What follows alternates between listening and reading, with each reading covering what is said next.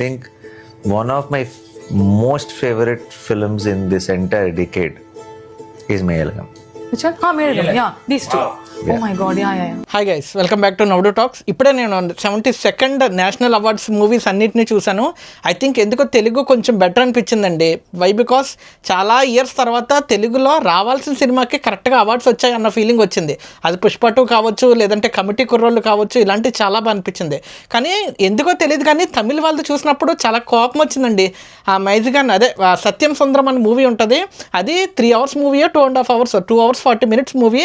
అది చూస్తున్నంత సేపు థియేటర్లో కళ్ళంటే నీళ్ళు వచ్చి చాలా ఎమోషనల్ అయిపోయాను. నేను నా ఫ్యామిలీని తీసుకెళ్ళి చూపించాను, నా ఫ్రెండ్స్ని తీసుకెళ్ళి చూపించాను, అందరినీ తీసుకెళ్ళి చూపించాను.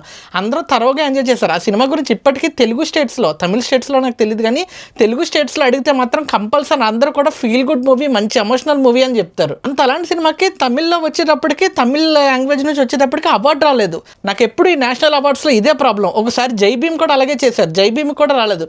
ఎంత మంచి సినిమా, ప్రతి ఒక్కరు యాక్సెప్ట్ చేయాల్సిన మూవీ అది. అంత మంచి మూవీకి కూడా అవార్డు ఇవ్వకుండా దబ్బెట్టారు. అండ్ ఇప్పుడు మళ్ళీ ఆ సత్యం సుందరం అన్న మూవీకి ఇవ్వలేదు, అండ్ మహారాజా అన్న మూవీకి ఇవ్వలేదు. అసలు ఏంటో అర్థమై సావద్దు. వెళ్ళి రాయన్కి ఇచ్చారు. రాయన్ అనేది పెద్ద మూవీ, మంచి అంటే అది పాత్ బ్రేకింగ్ మూవీ, లేదంటే మంచి ఎమోషనల్ మూవీ అని చెప్పను. ఎందుకంటే అది జస్ట్ చూడడానికి బాగుంటుంది, కమర్షియల్గా బాగుంటుంది, చూడడానికి ఏంటది మాస్ ఆడియన్స్కి చాలా బాగా నచ్చుతుంది. బట్ అలా అని దానికి అవార్డు ఇచ్చేసి నేషనల్ అవార్డు ఇచ్చేంత వర్క్ అంటే కాదనే అంటారు నేను. ధనుష్ గారు చాలా బాగా చేసినప్పటికీ, సందీప్ కిషన్ గారు అక్కడ ఉన్నప్పటికీ కూడా, ఎంతమంది ఎంత మంచి డ్రామా పండించినప్పటికీ కూడా సత్యం సుందరం కంటే బెటర్ అయితే కాదు. ఇట్ ఈస్ వెరీ అన్ఫేర్ అండి. ఒక మంచి సినిమాని తీయటమే చాలా గగనం, అండ్ ఇక్కడ దాకా రావటం, జనాలు చూడటం, దాన్ని ఆదరించడం, ఇదంతా కూడా చాలా తలపొడితో కూడుకుని ఇవ్వరం. అంత మంచి సినిమా వచ్చినప్పుడు దానికి రావాల్సిన అర్హత దానికి ఇవ్వాలి కదా, దానికి రావాల్సిన అప్రిసియేషన్ దానికి ఉండాలి కదా.